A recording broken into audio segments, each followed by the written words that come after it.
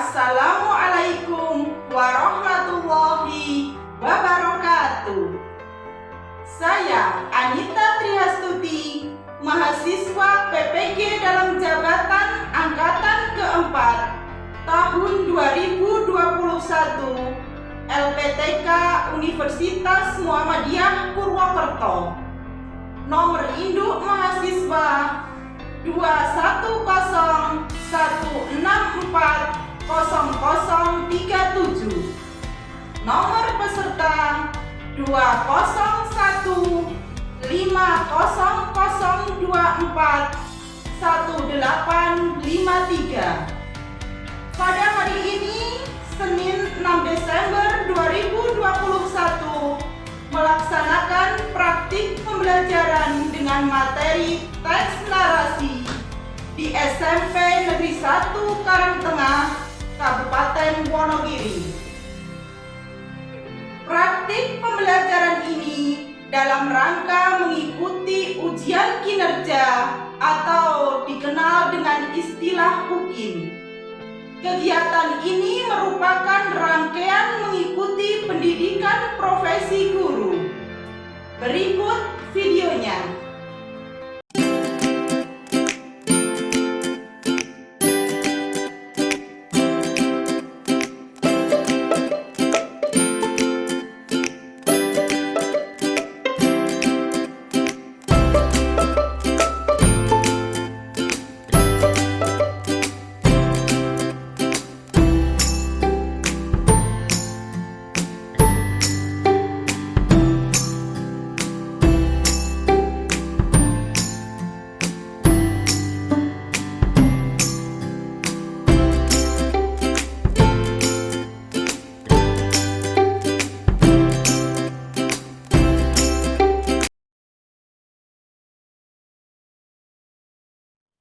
Assalamualaikum warahmatullahi wabarakatuh.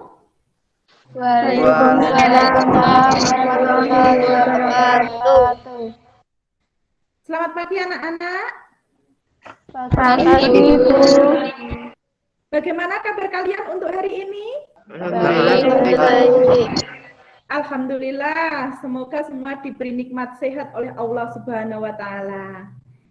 Anak-anak yang Ibu cintai, alhamdulillah ya nak ya, Ibu lihat dari jarak jauh ini, wajah kalian tampak kelihatan segar dan bersemangat. Semoga dengan raut wajah yang segar ini juga dapat menambah konsentrasi kalian dalam menerima materi mata pelajaran Bahasa Indonesia. Sebelum Ibu memulai pelajaran, untuk pertemuan pagi hari ini, silahkan Mas Ikhwan Yuan memimpin doa pada kegiatan hari ini. Silahkan Mas Ikhwan. Sebelum memulai pelajaran hari ini, marilah kita berdoa. Doa mulai, berdoa selesai. Anak-anak yang Ibu cintai, selanjutnya Ibu akan mengecek kehadiran kalian terlebih dahulu. Apakah ada yang izin untuk hari ini? Yang pertama Mbak Askia Musana, adakah Mbak Askia Musana? Alhamdulillah. Selanjutnya Mbak Ali Fatika Khairunisa. Hadir Bu. Yang terakhir Mbak Sri Surani. Hadir Bu. Alhamdulillah ya, semuanya hadir, tidak ada yang absen untuk hari ini. Anak-anakku yang Ibu cintai, sebelum Ibu menyampaikan materi baru, sekilas Ibu akan menanyakan kembali pada kalian, apakah kalian masih ingat dengan materi yang Ibu sampaikan pada pertemuan minggu kemarin? Masih Bu. Coba Mbak Revina, materi apa yang pernah Ibu sampaikan pada pertemuan minggu yang lalu? Teks prosedur. Teks prosedur, benarkah pada pertemuan minggu yang lalu Bu Anita menyampaikan materi tentang teks prosedur? Ada yang masih ingat pengertian dari teks prosedur itu apa? Mbak Alia.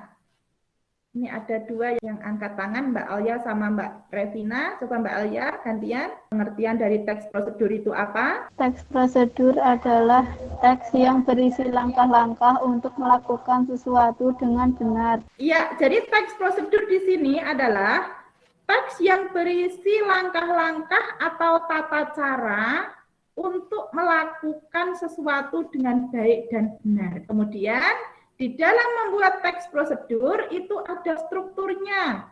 Ada bagian-bagiannya. Ada yang masih ingat bagian-bagian atau struktur dari teks prosedur itu apa? Mbak Revina lagi. Ayo yang lain mana? Ada yang ingat bagian-bagian dari teks prosedur itu apa saja? Coba Mbak Revina, bagian dari teks prosedur itu apa? Struktur dari teks prosedur itu apa? 1. Bagian tujuan. 2. Alat dan bahan. 3. Langkah-langkah.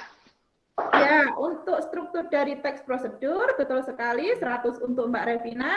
Jadi, struktur dari teks prosedur ini yang pertama adalah bagian tujuan, kemudian bagian alat dan bahan, dan yang terakhir itu adalah bagian langkah-langkah. Semuanya masih ingat. Jadi, untuk materi yang lalu, ya, tetap kalian pelajari. Karena sebentar lagi kita akan melaksanakan penilaian akhir semester. Di mana untuk penilaian akhir semester nanti, materi-materi yang telah Ibu sampaikan itu akan keluar di evaluasi. Jadi mulai dari teks deskripsi, kemudian teks prosedur, itu nanti semua akan keluar pada soal-soal PAS. Jadi jangan dilupakan ya nak ya, materi-materi pertemuan-pertemuan yang lalu ya. Baik, Bu. Untuk materi pertemuan hari ini, Bu Anita akan menyampaikan materi baru anak-anak, yaitu tentang teks narasi. Tujuan pembelajaran kita pada siang hari ini, coba Bu Anita dibantu untuk membaca. Peserta didik mampu menyimpulkan karakter tokoh, latar, alur, dan tema pada cerita fantasi yang dibaca atau didengar dengan baik. 2. Peserta didik mampu menemukan bukti karakter tokoh, latar, alur, dan tema pada cerita fantasi yang dibaca atau didengar dengan benar. Baik anak-anak, jadi tujuan pembelajaran kita pada pagi hari ini yaitu peserta didik mampu menyimpulkan karakter tokoh, latar, alur, dan tema pada cerita fantasi yang dibaca atau didengar dengan baik. Setelah kalian nanti mempelajari teks cerita fantasi, membaca teks cerita fantasi, kalian mampu menyimpulkan karakter atau sifat dari tokoh, kemudian latarnya di mana, alurnya bagaimana, dan temanya apa. Seperti itu. Terus yang kedua, peserta didik mampu menemukan bukti karakter tokoh. Jadi misalnya tokohnya jahat, bukti dari watak tokoh jahat itu di mana? Kalian bisa menemukannya. Itu tujuan untuk pembelajaran kita pada pagi hari ini. Selanjutnya,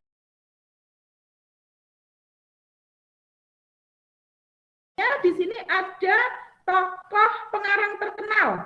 Siapakah tokoh tersebut? Ada yang tahu? Joko Lelono, Bu. Iya. Ini merupakan seorang tokoh pengarang fiksi terkenal. Beliau adalah Joko Lelono. Joko Lelono ini lahir di Blitar 77 tahun yang lalu. Beliau lahir pada tanggal 10 April 1944.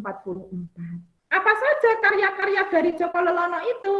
Di antaranya ini ada Anak Rembulan, kemudian Bintang Hitam, dan Rahasia Lukisan. Ini adalah karya fiksi yang dihasilkan oleh Joko Lelono. Maukah kalian seperti Joko Lelono ini anak-anak? Mau, Bu. Kalau mau, kalian bisa membuat cerita-cerita imajinasi, kemudian bisa kalian tulis, setelah kalian tulis, kalian publikasikan melalui majalah dinding sekolah. Selain itu, kalian bisa juga mengunggahnya melalui media sosial. Jika banyak yang senang dengan karya kalian, kalian bisa menjadi terkenal seperti Joko Lelono ini. Mau ya anak-anak? Mau, Bu. Iya, Bu. Ya. Selanjutnya, sebelum Ibu menyampaikan apa itu teks narasi, kemudian ciri-cirinya bagaimana, silahkan kalian simak video berikut. Cerita bebek dan telur emas. Dikisahkan, tinggallah seorang petani bernama Muklis. Ia memiliki seorang istri dan 3 anak.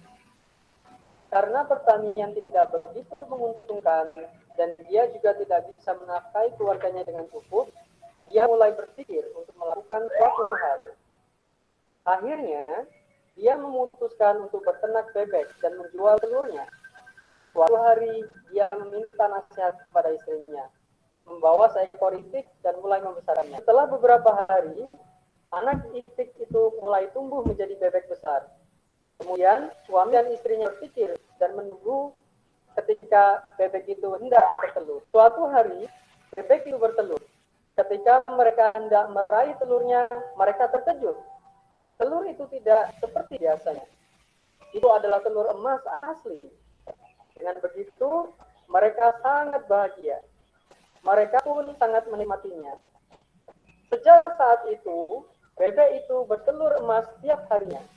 Setiap hari suami dan istrinya meraih keuntungan yang banyak dan dengan menjual telur-telur emas itu.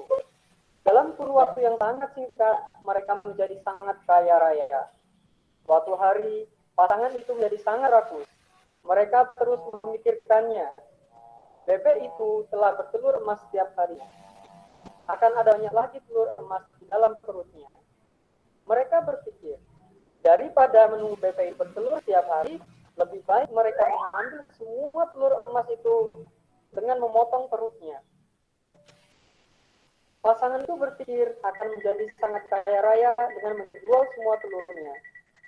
Suami dan istrinya memutuskan untuk mengambil semua telur emas itu dengan memotong perut si bebek tersebut tanpa berkonsultasi dengan siapapun. Pasangan itu mengambil pisau dan memotong perut si bebek tanpa berpikir dua kali. Setelah memotongnya, mereka tidak menemukan satu telur emas pun di dalam perutnya. Karena mereka memotong bebek itu, bebek pun mati. Dengan begitu, pasangan itu merasa sangat sedih dan mereka menangis. Mereka merasa sedih atas sikapnya yang rakus. Dengan begitu, kita bisa belajar dari cerita ini. Kita harus menunggu selayaknya apa yang perlu kita lakukan. Dengan begitu, dengan sabar kita akan meraih sesuatu yang sangat besar. Dan jangan menjadi seorang yang serakah, karena hal tersebut menyebabkan kerugian yang sangat besar. Anak-anakku, dari video yang telah kalian lihat tadi, adakah kaitannya dengan materi yang akan Ibu sampaikan pada pertemuan pagi hari ini? Ada, Bu.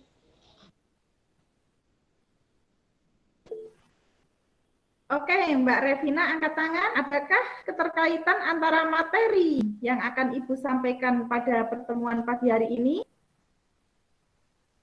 Ada atau tidak? Ada, Bu.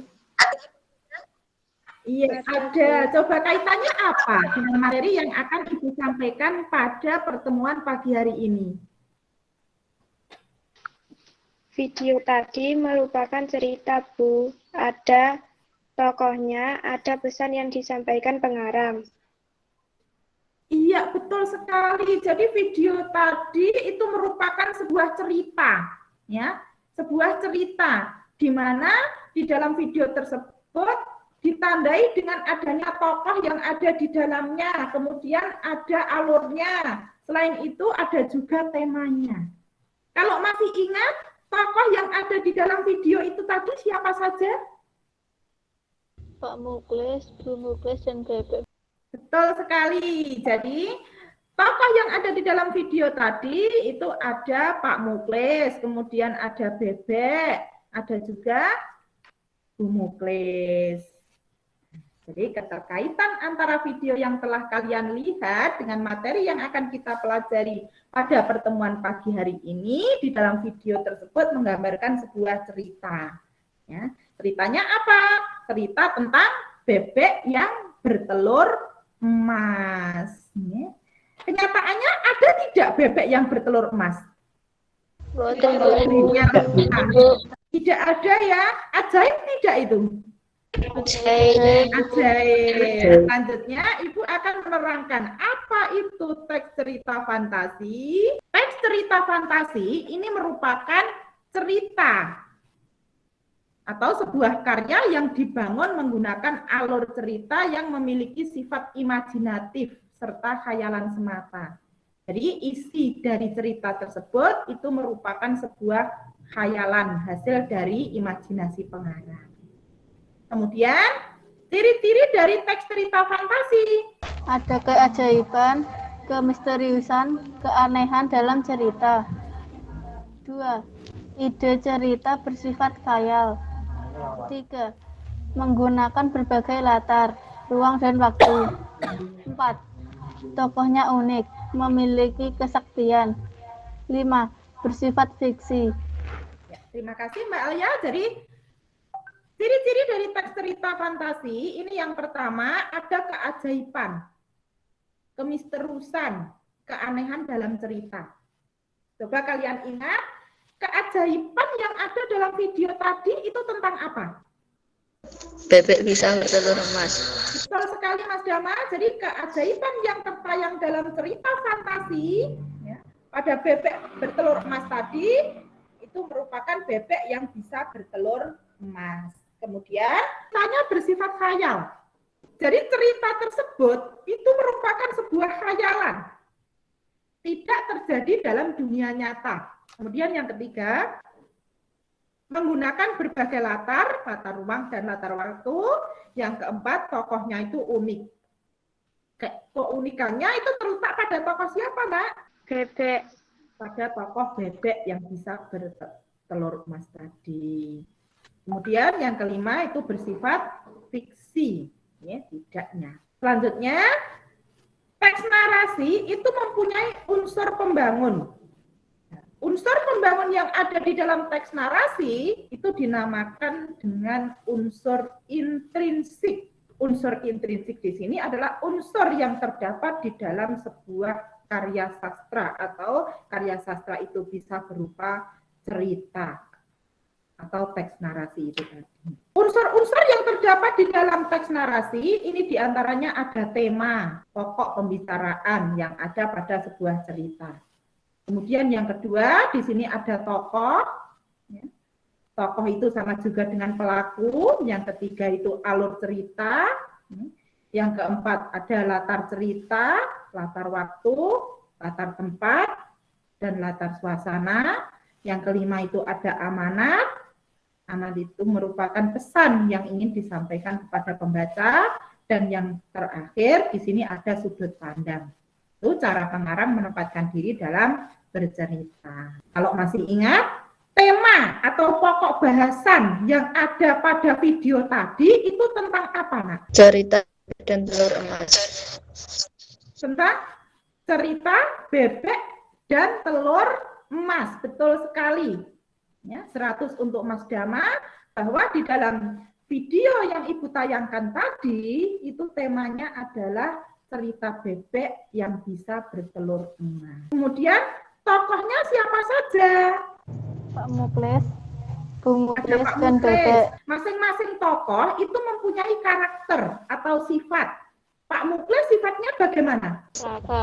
Serakah. Kemudian kalau Bu Muklis sama ya, serakah juga, karena menginginkan sesuatu itu terlalu tergesa-gesa. Yang ketiga itu alur cerita. Alur cerita kan dimulai dari petani yang miskin, kemudian ingin kaya itu bagaimana, sampai menyembelih bebek agar bebek tersebut menghasilkan telur emas yang banyak, atau di dalam telur bebek, perut bebek tersebut menghasilkan telur bebek emas yang banyak.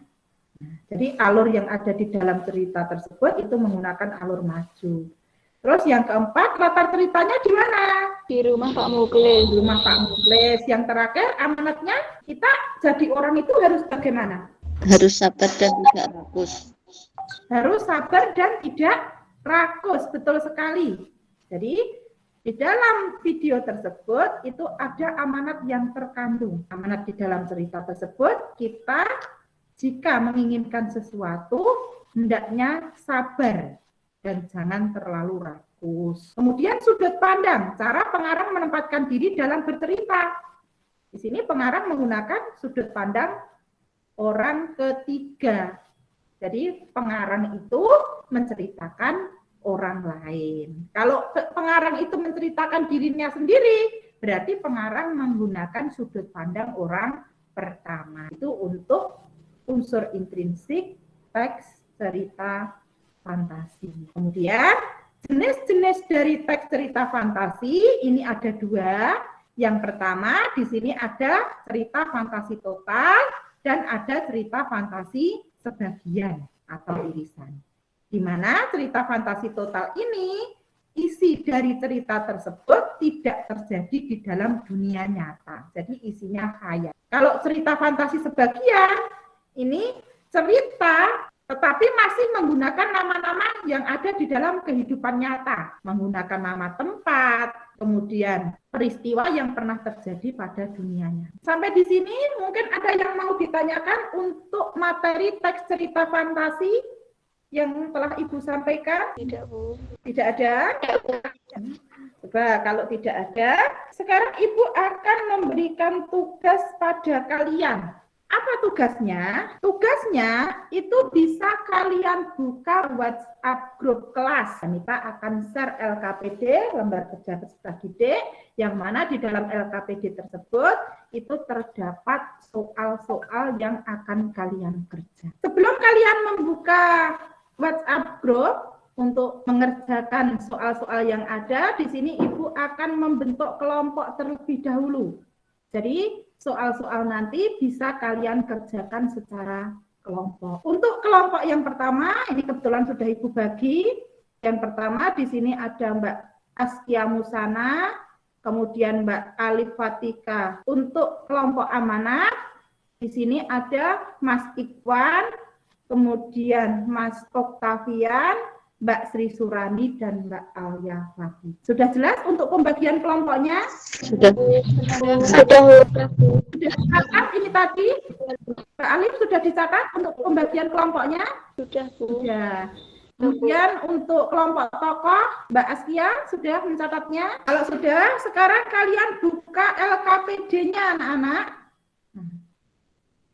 Kalian buka di WhatsApp grup kelas. Pada LKPD tersebut terdapat teks cerita fantasi kekuatan ekor biru nataga. Tugas kalian yaitu menyimpulkan karakter tokoh, latar, tema, dan bukti. Nanti setelah kalian selesai berdiskusi, untuk hasilnya kalian presentasikan di room ini ya anak-anak. Kelompok latar nanti mendiskusikan tentang kesimpulan karakter tokoh, latar, dan tema. Untuk kelompok tokoh mendiskusikan tentang bukti dari karakter tokoh penuh semangat dan pantang menyerah, dan kelompok yang ketiganya mendiskusikan tentang bukti dari latar dan tema cerita fantasi. Sudah pahamkah anak-anak untuk tugas hari ini? Jika sudah, sekarang bisa kalian menuju ke WhatsApp grup kelompok kalian masing-masing. Untuk diskusi kali ini akan tetap Ibu pantau melalui WhatsApp web. Jadi siapa yang tidak mengeluarkan pendapatnya, tidak menyampaikan pendapatnya, akan terlihat oleh Ibu. Kalau sudah, silahkan kalian membuka WhatsApp kalian diskusikan bersama anggota dalam kelompoknya masing-masing. Akan Ibu beri waktu 10 menit.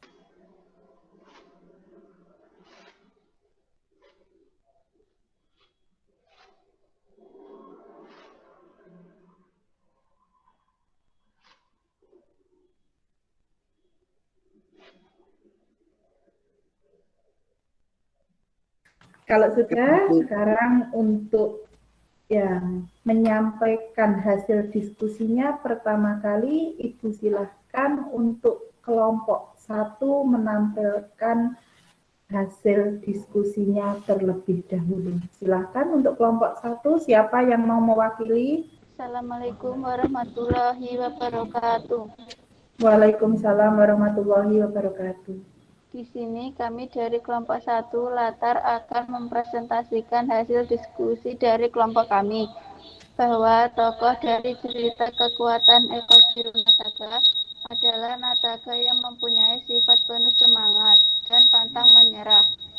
Dewi Kabut sifatnya baik hati dan serigala jahat, sombong dan penuh pemarah. Kemudian latar tempatnya terjadi di Tanah Modo dan tema dari cerita tersebut yaitu perjuangan mempertahankan tanah air. Sekian presentasi dari kelompok kami. Wassalamualaikum warahmatullahi wabarakatuh. Waalaikumsalam warahmatullahi wabarakatuh. Beri tepuk tangan, beri aplaus untuk kelompok 1 yang telah diwakili oleh Mbak Alif Fatika. Siapa yang mau mewakili untuk kelompok 2? Mbak Askia Musana. Silakan Mbak Askia untuk menyampaikan hasil diskusinya. Assalamualaikum warahmatullahi wabarakatuh. Di sini Waalaikumsalam. kami dari kelompok 2 tokoh akan mempresentasikan hasil diskusi kami. Bahwa bukti tokoh Nagata penuh semangat dan pantang menyerah adalah terdapat dalam kalimat "Bu", teriak Nagata sambung menyambung dengan para panglima. Sekian presentasi dari kelompok kami. Wassalamualaikum warahmatullahi wabarakatuh. Waalaikumsalam warahmatullahi wabarakatuh. Beri tepuk tangan, beri aplaus untuk kelompok 2 yang telah menyampaikan hasil diskusinya. Dan untuk kelompok 2 ini tadi diwakili oleh Mbak Askia Musana. Mungkin ada yang mau menanggapi untuk kelompok 2. Silakan untuk Mbak Sri Surani menyampaikan tanggapannya untuk kelompok 2. Di sini saya akan menanggapi hasil diskusi dari kelompok tokoh bahwa selain terdapat tokoh utama Nataga, dalam cerita tersebut ada juga tokoh Dewi Kabut yang memiliki sifat baik hati. Bukti bahwa Dewi Kabut baik hati terdapat pada kalimat gunakan kekuatan ekormu Nataga. Fisik Dewi Kabut kepada Nataga. Kemudian ada juga tokoh serigala yang penuh amarah dapat dibuktikan pada kalimat tidak ada gunanya kalian melempar bola pada kami. Terus serigala dengan sorot mata merah penuh amarah. Sekian tambahan dari kelompok kami. Terima kasih. Wassalamualaikum warahmatullahi wabarakatuh. Waalaikumsalam warahmatullahi wabarakatuh. Beri tepuk tangan ya untuk Mbak Sri Surani, beri aplaus untuk Mbak Sri Surani yang telah menyampaikan tanggapannya untuk kelompok 2. Selanjutnya untuk kelompok 3. Assalamualaikum warahmatullahi wabarakatuh. Waalaikumsalam warahmatullahi wabarakatuh. Di sini kami dari kelompok 3 Amanat akan mempresentasikan hasil diskusi dari kelompok kami bahwa bukti latar terdapat dalam kalimat seluruh binatang di Tanah Modo tampak dengan gagah. Kemudian bukti tema perjuangan mempertahankan tanah air terdapat dalam kalimat mereka akan berjuang hingga titik darah penghabisan untuk membela tanah air tercinta. Sekian presentasi dari kelompok kami. Wassalamualaikum warahmatullahi wabarakatuh. Waalaikumsalam warahmatullahi wabarakatuh. Alhamdulillahirrahmanirrahim ya anak-anak, diskusi sudah berjalan dengan baik ya. Untuk materi teks narasi pada pagi hari ini tadi sudah paham semua ya nak ya? Bu. Paham, Bu. Semuanya sudah paham. Sekarang Ibu akan memberikan umpan balik pada kalian. Jadi coba pada pertemuan pagi hari ini tadi, materi apa yang telah kalian pelajari? Tentang unsur-unsur cerita fantasi, di antaranya ada tema, latar, amanat, alur, tokoh, sudut pandang, dan tentang cerita fantasi, di mana di dalam cerita tersebut ada keajaiban di dalam cerita. Jadi, benar sekali, beri tepuk tangan untuk Mas Vinanda Dama. Oke, untuk anak-anakku, benar sekali apa yang telah disampaikan oleh Mas Vinanda Dama, bahwa pada pertemuan pagi hari ini tadi, kita telah mempelajari tentang unsur-unsur dari teks narasi, diantaranya ada tema, kemudian tokoh, alur, latar, amanat, dan sudut pandang. Nah, selain unsur-unsur teks narasi yang telah kita pelajari, kalian juga bisa mendapatkan pelajaran tentang apa nak pada pertemuan pagi hari ini tadi? Terkait dengan video yang telah Ibu sampaikan tadi, seharusnya itu kita sebagai manusia harus bagaimana? Tidak boleh sombong, jahat, tetapi kita harus sabar, pantang menyerah, dan berani. Betul sekali. Jadi untuk pelajaran yang dapat kita petik pada pagi hari ini tadi mengenai teks narasi yang telah kita simak tadi, bahwa kita itu sebagai manusia, kalau menginginkan sesuatu itu hendaknya harus sabar dan jangan terlalu rakus. Ya, kalau kita mencontoh Pak Muklis tadi itu tidak baik. Pak Muklis itu terlalu rakus dan tidak sabar. Dia ingin menjadi seseorang yang kaya itu dengan cara yang sangat licik, yaitu menyembelih bebek agar telur-telur emas yang ada di dalam bebek tersebut bisa diambil semua. Ibu akan memberikan evaluasi secara lisan pada kalian tentang materi yang dapat kalian pahami pada pertemuan pagi hari ini. Ya. Coba, ini Ibu akan memberikan pertanyaan secara lisan kepada Mbak Ika. Pada Mbak Ika. Pertanyaannya, kamu simak Mbak Ika, apa yang disebut dengan teks narasi, Mbak? Ada yang bisa menjawab? Mbak Revina, silahkan. Apa yang disebut dengan teks narasi, Mbak Revina? Cerita narasi adalah cerita fiksi yang berisi perkembangan kejadian suatu peristiwa. Betul sekali. Jadi teks narasi ini merupakan sebuah teks yang berisi khayalan atau hasil imajinasi dari pengarang. Kemudian untuk pertanyaan selanjutnya saya sampaikan pada Mas Dama. Unsur-unsur teks cerita fantasi itu diantaranya apa saja, Mas? Tema, latar, amanat, alur, tokoh, dan sudut pandang. 100 buat Mas Dama. Bahwa unsur-unsur dari teks cerita fantasi ini ada tema, kemudian tokoh, latar, amanat, sudut pandang, dan alur. Satu lagi pertanyaan saya sampaikan kepada Mbak Alif, sebutkan 2 jenis teks cerita fantasi. Teks cerita fantasi total dan teks cerita fantasi sebagian. Betul sekali, teks cerita fantasi total dan teks cerita fantasi sebagian. Untuk materi teks cerita fantasi semuanya sudah bisa ya anak-anak ya? Sudah.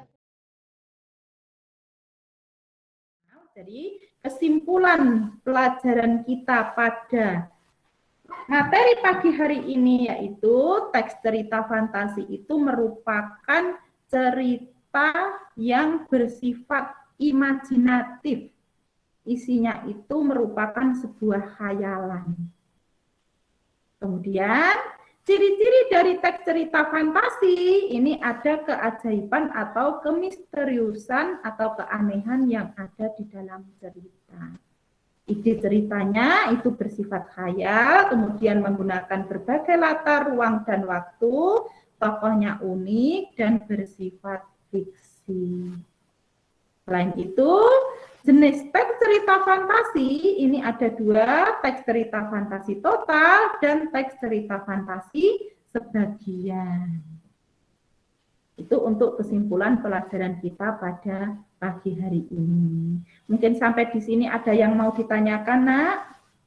Tidak, Bu.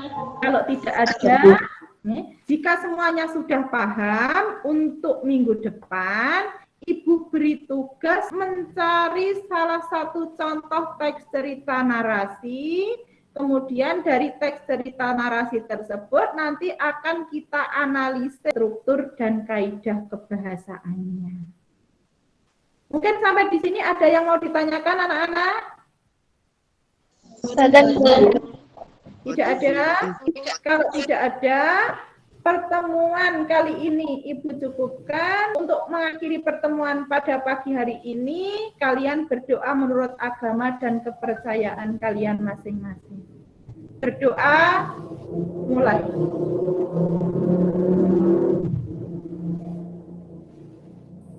Berdoa, selesai. Sampai jumpa anak-anakku pada minggu depan. Pertemuan Ibu akhiri. Wassalamualaikum warahmatullahi wabarakatuh. Waalaikumsalam warahmatullahi wabarakatuh.